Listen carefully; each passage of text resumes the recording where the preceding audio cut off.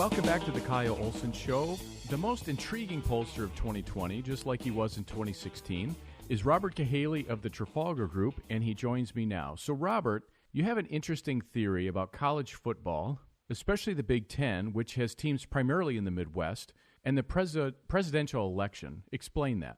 Well, the day that Kamala Harris was announced, I just did a little tweet, and I said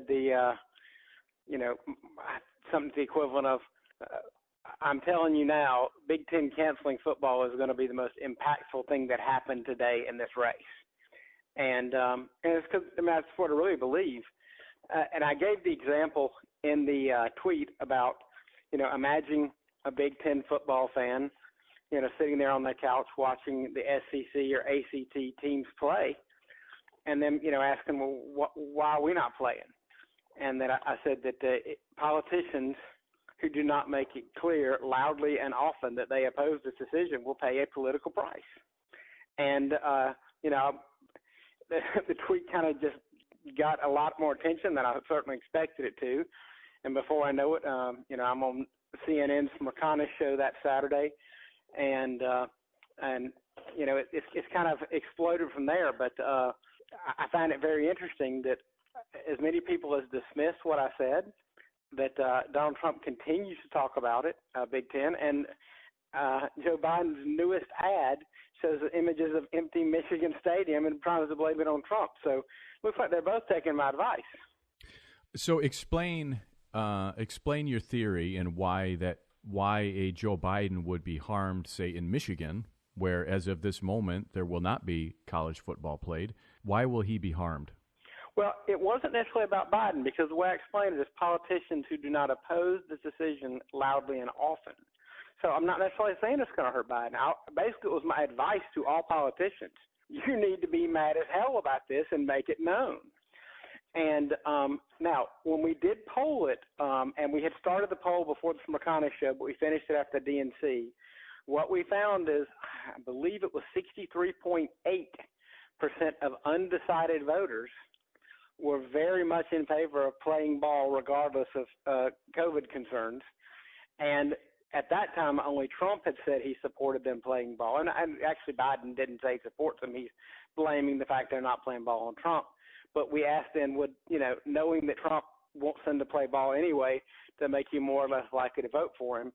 And it was a ratio of 4-1. It made them more likely to vote for Trump. And the situation here in Michigan is, as of on Thursday, the governor came out and said that she would allow high school football. She has not said anything about college football, but that was after you had students, players, literally on the lawn of the Capitol saying, "Please let us play. We want to play. It's our senior year," all of that sort of thing. And she was steadfast. She said, "I'm not going to be bullied into allowing kids to play football," and all of that. And then suddenly, out of the blue, she says the season can go on. Do you suspect that she is looking at polling and realizing that this is really sort of turning against her, and it could impact what happens in the November election? I'd love to tell you I'm shocked that I made a prediction everyone disagreed with, and now they're starting to agree with it, but it happens a lot. Yeah, I think that's exactly what's happening. They've realized that this whole thing, they came out of the convention with Joe Biden even wanting to say he was willing to do further lockdowns. That is not where the public is. The public consensus has become, hey, I'm going to do what I can to keep my family safe, but I'm not going to live in fear, and I'm going to get back to it. People are wearing their masks or washing their hands, but they want to get back to the real world. Mm-hmm. And politicians need to be on the right side of that. And she's realizing it. People can only take so much. This is a free country. Well, and Biden was very clear and very direct that he supported a national mask mandate. He said that on multiple occasions very clearly. But then just the other day, he was asked about that, and he said, no, I didn't say that. I think that there should be pressure put on local, governors, mayors, county executives, and businesses. They need to be the ones to do that. And so he completely backtracked on that. What does your polling find about where people stand on a national mask mandate? They like the idea of people wearing masks, but they like the idea of people.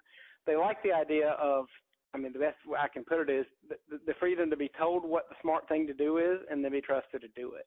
They don't like, people generally don't like. Well, there are people who don't like wearing masks, and there are those who will argue the science, and those who will just wear it just because it's easy to wear it than deal with not wearing it and what everybody says. But it's this heavy-handed government stuff that people are pushing back on, and as importantly, it's the parallel of stuff that there's a perception that what I hear a lot is they have no idea what to do.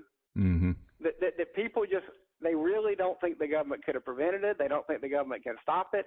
They don't understand why, they say it's still spreading like wildfire where everybody's wearing masks and doing social distancing. Mm-hmm. So everybody wants to do their part. And, and people are all in, but they're not about being told what to do, and especially when the rules don't make sense. Like specifically in Michigan, the crazy thing with pumping gas and all that stuff. I mean, I don't remember, maybe in the old days you used to be able to pump gas, put your fingers in your mouth afterward. I never thought that was a thing. So let's change the subject. I was in Kenosha on Thursday for Joe Biden's visit there. And there could not have been a more clear contrast in support between President Trump's visit on Tuesday and Biden's visit 2 days later.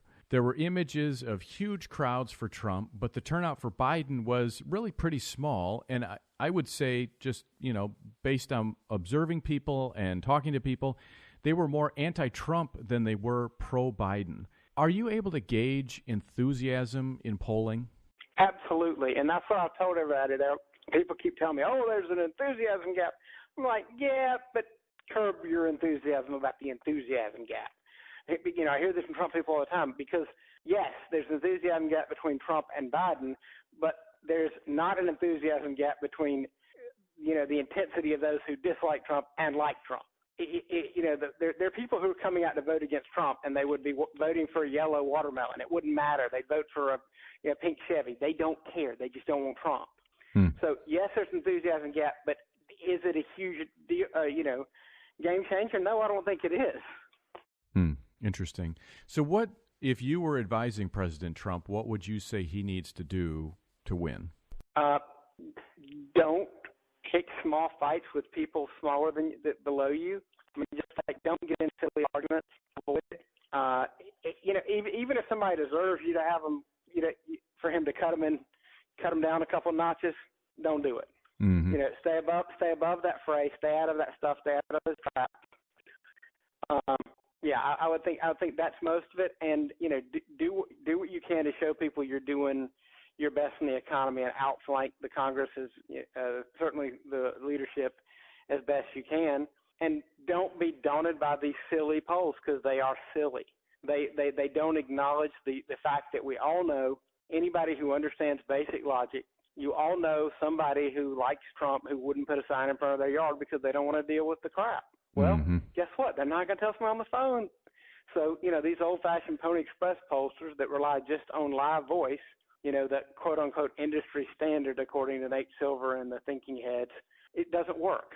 And so now we've got to recognize this new paradigm, and Trump needs to just keep doing what you're doing and realize that you're probably doing a lot better than the polls say. And by the same token, Biden, I always tell people, I'm the Paul Revere for the Biden campaign. They're coming. This thing ain't won. Don't believe those crappy polls. You got to fight. Do you think they believe that? I do, because I judge people on what they do, not what they say. So they put all this, fanfare, these crazy polls on TV and everything, but I see them buying a lot of ads. I see them buying ads in places like Minnesota that they would tell you they're not fighting for.